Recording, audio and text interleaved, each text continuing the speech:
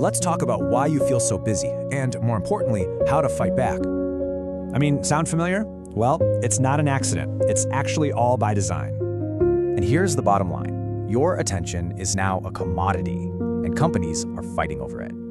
Yeah, literally. Experts are hired to build systems that are just incredibly good at stealing your time. And this leads to a powerful idea, the modern peasant. Sounds harsh, right? But it makes sense. Think about it. We were promised more free time, but instead, all our mental space got snatched up. So, what do? It's not about logging off forever. It's about fighting fire with fire. We can actually flip the script and use their own logic to our advantage for our own goals.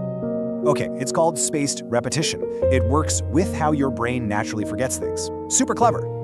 It's simple, really. The system figures out when you're about to forget something and shows it to you. And if you want to try it, tools like Anki or RemNote are great places to start. So ultimately, it comes down to two very different paths you can take. First up, you can be the passive user. This is the default setting, where your attention gets sold. And the result? You're always distracted, and your time, well, it isn't really yours anymore. But then there's path 2, becoming an active learner, where you're the one in the driver's seat. Here, you're building real knowledge, taking back your focus, and making algorithms work for you. So the question is, since your attention is so valuable, how are you going to invest it? All right, we're going to break down a really powerful communication technique here.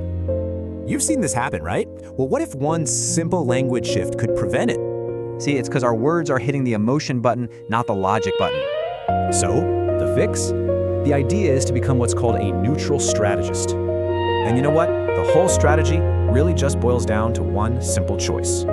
It's this simple. Instead of calling something a disaster, just reframe it as an inconvenience. But why does that small change work so well? Let's get into the why. Well, emotional words like disaster pretty much hit the panic button in our brains.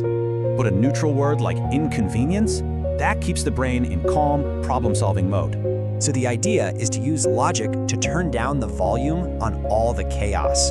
So your goal is to be that emotional regulator. Simple as that. And how do you do it? Just 3 simple steps. Recognize, reframe, and regain. See? This whole technique just shifts the focus from panic to actual planning. So, here's a question for you. What disaster in your life can you reframe today?